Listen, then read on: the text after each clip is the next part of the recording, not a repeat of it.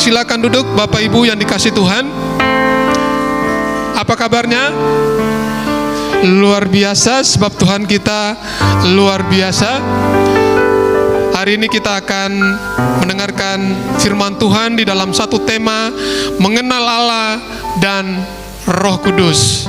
Kita akan sama-sama membuka firman Tuhan di dalam Hosea pasal yang ke-4 ayat yang ke-6. Kami juga menyambut setiap jemaat yang menyaksikan ini secara online. Tuhan memberkati. Hosea pasal yang ke-4 ayat yang ke-6. Kita akan baca bersama-sama. 1, 2, 3 ya. Umatku binasa karena tidak mengenal Allah. Karena engkaulah yang menolak pengenalan itu, maka aku mengelak engkau dan menjadi imamku. Dan karena engkau melupakan pengajaran Allahmu, maka aku juga akan melupakan anak-anakmu. Sebagai orang Kristen, sebagai orang percaya, seharusnya kita menjadi orang-orang yang mengenal Allah secara pribadi, bukan dari kata orang, tetapi kita memiliki satu pengalaman pribadi hidup bersama dengan Tuhan. Amin. Ada begitu banyak orang, mereka mengatakan mereka mengenal Tuhan, mereka beribadah kepada Tuhan, tetapi sesungguhnya mereka tidak mengenal Tuhan secara pribadi. Alkitab tuliskan bahwa aku tidak mengenal engkau, hai kamu pembuat kejahatan, kata firman Tuhan di dalam satu ayat yang lain. Nah, Hosea mengatakan kepada kita pada pagi hari ini bahwa umatku binasa karena tidak mengenal Allah. Mengapa kita harus mengenal Allah? Karena kita akan menjadi orang yang binasa, atau kita akan menjadi umat yang binasa oleh karena tidak mengenal Allah dengan baik dan benar. Hosea tegas sekali mengatakan kepada saya dan saudara bahwa umatku binasa karena tidak mengenal Allah. Karena engkaulah yang menolak pengenalan itu, maka aku menolak engkau. Bukan Tuhan yang menolak saya dan saudara, tetapi saudara yang tidak mau mendekat kepada Tuhan, kata firman Tuhan. Ada banyak orang, mereka menjauhkan diri daripada Tuhan. Mereka meninggalkan Tuhan, mereka meninggalkan gereja, mereka meninggalkan ibadah-ibadah, mereka meninggalkan KKA, mereka meninggalkan ibadah-ibadah yang diselenggarakan oleh gereja karena mereka memilih untuk meninggalkan itu. Tetapi firman Tuhan berkata, jikalau engkau mau mengenal Allah, mengenal Roh Kudus, maka kita harus mengenal Dia dengan baik, dengan sikap hati yang respon yang benar kepada Tuhan. Kita harus mempunyai sebuah komitmen untuk mengenal Allah dengan baik dan benar. Amin. Kita harus mempunyai satu konsisten hidup. Kita sengaja untuk mendekatkan diri kita kepada Allah. Karena kalau bukan saudara sendiri yang mengenal Allah, maka saudara dan saya akan binasa. Pastikan keluargamu, suami, istri, anak-anakmu, cucu, menantu, keluarga besarmu, siapapun yang belum mengenal Tuhan, hari ini putuskan untuk mengenal Tuhan lebih baik lagi dan benar. Amin. Karena begitu banyak orang Kristen, pada hari Minggu mereka berbondong-bondong datang ke gereja. Mereka hanya datang duduk memenuhi bangku gereja. Tetapi ketika mereka kembali ke rumah, ketika mereka kembali ke dunia kerja mereka, mereka melakukan apa yang jahat di matanya Tuhan. Dan kita bukan tipikal orang Kristen yang seperti itu. Kita adalah orang Kristen yang sungguh-sungguh radikal di dalam Tuhan, yang melakukan kebenaran Tuhan, yang tidak bermain-main dengan kekristenan, tetapi kita sungguh-sungguh mengenal Allah oleh karena kita cinta kepada firman Tuhan. Kita cinta kepada Allah yang sungguh-sungguh mencintai saya dan saudara. Mengapa kita harus mengenal Allah dengan benar? Supaya kita memperoleh hidup yang kekal. Supaya kita memperoleh hidup yang kekal. Amin. Jadi saudara dan saya, supaya kita mengenal Allah dengan benar. Mengapa kita harus mengenal Allah dengan baik dan benar? Oleh karena supaya kita memperoleh hidup yang kekal. Kita baca sama-sama Yohanes 17 ayat yang ketiga. Ya. 1, 2, 3. Inilah hidup yang kekal itu, yaitu bahwa mereka mengenal Engkau satu-satunya Allah yang benar dan mengenai Yesus Kristus yang telah Engkau utus. Saudara-saudara, mengenal Allah dengan benar. Mengapa kita harus mengenal Allah dengan benar? Supaya kita memperoleh hidup yang kekal. Agama-agama lain mengajarkan untuk dapat masuk ke dalam kerajaan yang kekal. Pengajaran-pengajaran banyak mengajarkan semua untuk masuk kepada keselamatan. Tetapi saudara-saudara adalah orang yang tepat. Saudara-saudara adalah orang-orang yang telah memilih keputusan yang tepat untuk mengikut Tuhan. Karena Tuhan berkata dalam Yohanes pasal yang ketiga ayat ke-16, karena begitu besar kasih Allah akan dunia ini, sehingga Ia telah mengaruniakan anaknya yang tunggal, supaya setiap orang yang percaya kepadanya, kepada Yesus, tidak binasa, melainkan apa? Beroleh hidup yang kekal. Ini janji Tuhan. Dan kita bersyukur saudara-saudara diselamatkan bukan karena kita memenuhi kriteria untuk diselamatkan. Seperti saudara kalau melamar sebuah pekerjaan, saudara memenuhi persyaratan untuk diterima di sebuah perusahaan. Saudara-saudara untuk masuk dalam kerajaan surga bukan karena saudara baik, bukan karena saya baik, bukan karena kita hebat, bukanlah karena kita mempunyai kriteria yang memenuhi syarat, tidak. Tetapi semua karena anugerah Tuhan dalam kehidupan kita. Itulah sebabnya anugerah yang Tuhan berikan secara gratis, secara cuma-cuma. Mari kita mengenal Dia dengan baik dan benar. Bagaimana kita bisa mengenal Allah? Mari kita baca dalam Yohanes 3:16. Kalau saudara hafal, mari kita sama-sama ucapkan ayat ini. 1, 2, 3 ya. Karena begitu besar kasih Allah akan dunia ini, sehingga Ia telah mengaruniakan anaknya yang tunggal, supaya setiap orang yang percaya kepadanya tidak binasa, melainkan beroleh hidup yang kekal. Dalam Yohanes pasal ke-14 ayat ke-6, kita baca sama-sama. 1, 2, 3 ya. Kata Yesus kepadanya, Akulah jalan dan kebenaran dan hidup. Tidak ada seorang pun yang datang kepada Bapa kalau tidak melalui Aku. Wow. Janji Tuhan buat saudara-saudara. Ada banyak pengajaran yang mengatakan bahwa kita semua bisa pergi ke surga. Tetapi satu-satunya Nabi, satu-satunya Tuhan yang berani mengatakan bahwa Dialah jalan dan kebenaran dan kehidupan, hanyalah Yesus Kristus. Amin. Wow. Hanya Yesus yang menyatakan demikian, saudara. Itu sebabnya saudara-saudara harus mengenal Dia dengan baik dan benar. Bukan cuma sekedar kita menjadi orang Kristen, kita ber-KTP Kristen, tetapi karena kita ingin serupa dengan gambarannya Kristus. Yang berikut,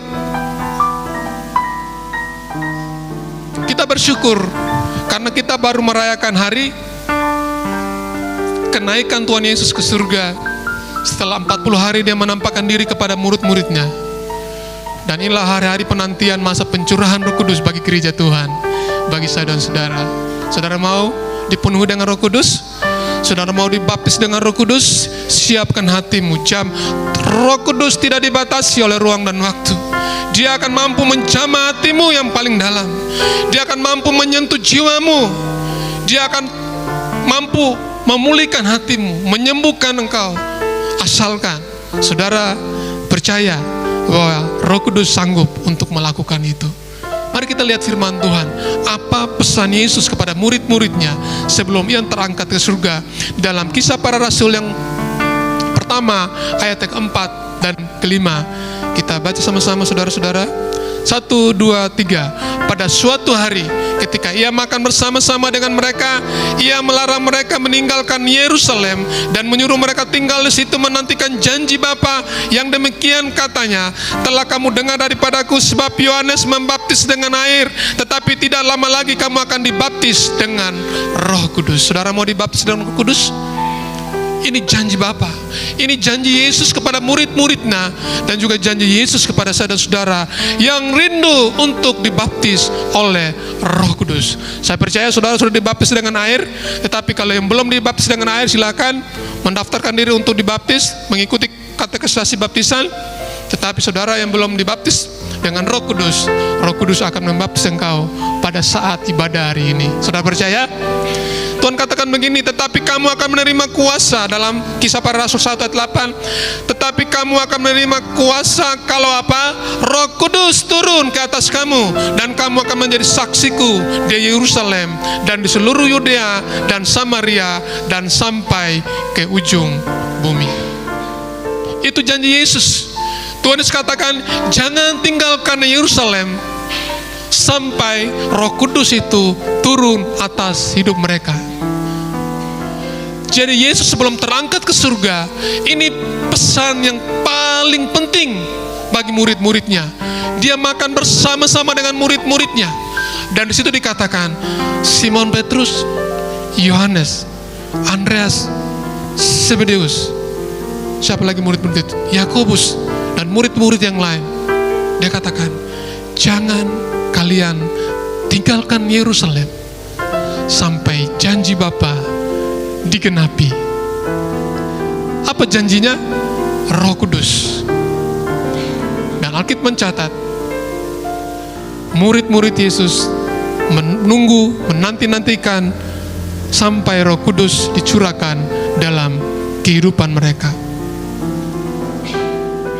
Yohanes 14 ayat yang ke-26 dan 27 berkata demikian. Saya tunjukkan dulu ayat-ayat yang mendukung kita, kenapa kita harus dipenuhi dengan Roh Kudus. 1, 2, 3. Iya. Tetapi penghibur, yaitu Roh Kudus yang akan diutus oleh Bapa dalam namaku, dialah yang akan mengajarkan segala sesuatu kepadamu dan akan mengingatkan kamu akan semua yang telah kukatakan kepadamu. Damai sejahtera aku tinggalkan bagimu, damai sejahtera aku berikan kepadamu, dan apa yang kuberikan tidak seperti yang diberikan oleh dunia kepadamu. Janganlah gelisah dan gentar hatimu. Janji Bapa, janji Yesus kepada murid-muridnya adalah supaya mereka dipenuhi dengan Roh Kudus. Pada hari Pentakosta, Petrus berkhotbah, 3.000 orang bertobat, saudara. Saudara tahu siapa Petrus? Petrus tadi yang 50 hari sebelumnya adalah Petrus yang menyangkal Yesus. Berapa kali dia menyangkal Yesus? 3 kali. Kenapa Petrus menyangkal Yesus? Karena Petrus pada saat itu dia mengalami ketakutan. Dia takut ikut disalibkan, dia takut ikut dibunuh, dia takut ikut dianiaya. Itulah sebabnya dengan perkataan seorang budak perempuan, seorang hamba perempuan dikatakan, bukankah kamu juga adalah salah satu orang dari mereka, dari orang itu? Kata Petrus, aku tidak mengenal dia. Petrus menyangkal Yesus sebanyak 3 kali. Kenapa? Karena Roh Kudus belum dicurahkan kepada murid-muridnya pada waktu itu. Tetapi 50 hari kemudian, pada saat pencurahan Roh Kudus, saudara tahu Petrus yang sama tadi, Petrus yang menyangkal Yesus sebanyak 3 kali adalah Petrus yang sama yang berkhotbah di hadapan 3.000 orang, orang-orang ahli-ahli Farisi, ahli-ahli Taurat, tokoh-tokoh agama pada saat itu, orang banyak pada saat, bahkan orang-orang yang menyalibkan Yesus ada pada saat itu. Apa yang membuat Petrus berani untuk menyuarakan suara kebenaran? Oleh karena Petrus sudah dibaptis dengan apa? Roh Kudus. Dia punya keberanian, dia punya kekuatan, dia punya satu spirit, yaitu Roh Kudus. Dia tidak punya ketakutan lagi, oleh karena Roh Kudus yang memimpin Petrus untuk menyuarakan firman Allah.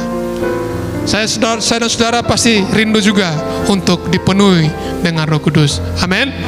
Bagaimana caranya agar kita dibaptis dengan Roh Kudus? Matius 7 ayat 7 sampai 11 berkata demikian. 1, 2, 3. Mintalah maka akan diberikan kepadamu, carilah maka kamu akan mendapat, ketuklah maka pintu akan dibukakan bagimu. Karena setiap orang yang meminta menerima, dan setiap orang yang mencari mendapat, dan setiap orang yang mengetuk baginya pintu dibukakan. Adakah seorang daripadamu yang memberi batu kepada anaknya jika ia meminta roti, atau memberi ular jika ia meminta ikan?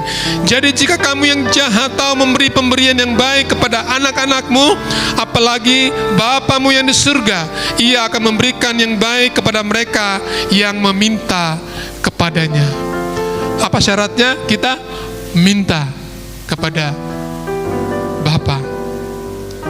Dalam ayat yang lain dikatakan, Lukas 11 ayat yang ke-9 sampai 13. Kita baca sama-sama ya. Ini jam-jam yang rawan. Ya, jam-jam yang rawan. Mari kita baca firman Tuhan yang ada. Saya akan tunjukkan ini. Lukas 11 ayat 9 sampai 13. 1, 2, 3 ya. Oleh karena itu aku berkata kepadamu, mintalah maka akan diberikan kepadamu, carilah maka kamu akan mendapat, ketuklah maka pintu akan dibukakan bagimu. Karena setiap orang yang meminta menerima, dan setiap orang yang mencari mendapat, dan setiap orang yang mengetuk baginya pintu dibukakan. Bapa manakah di antara kamu, jika anaknya minta ikan, daripadanya akan memberikan ular kepada anaknya itu ganti ikan? Atau jika ia minta telur, ia akan memberikan kepadanya kalajengking? Jadi jika kamu yang jahat tahu memberi pemberian yang baik kepada anak-anakmu, apalagi Bapamu yang di surga, apa katanya? Ia akan memberikan Roh Kudus kepada mereka yang meminta kepadanya. Dia memberikan apa? Roh Kudus. Siapa yang diberikan kepada Roh Kudus? Mereka yang meminta. Saudara saya, pada hari ini mari kita minta Roh Kudus untuk memenuhi kita. Amin. Apakah guna Roh Kudus dalam kehidupan saya dan saudara? Roh Kudus memberikan kesaksian tentang kebenaran. Apa guna Roh Kudus? Roh Kudus adalah sumber kesaksian dan wahyu pribadi saya dan saudara. Apa guna Roh Kudus dalam kehidupan kita? Roh Kudus dapat membimbing kita dalam keputusan kita. Saudara pernah memutuskan sesuatu? Saudara pernah bingung memutuskan sesuatu? Minta Roh Kudus. Roh Kudus, pimpin aku, tolong aku, supaya saya tidak salah memutuskan. Minta Roh Kudus, saudara. Roh Kudus dapat membimbing kita dalam keputusan kita dan melindungi kita dari bahaya jasmani maupun rohani. Roh Kudus akan menolong saudara, memimpin saudara.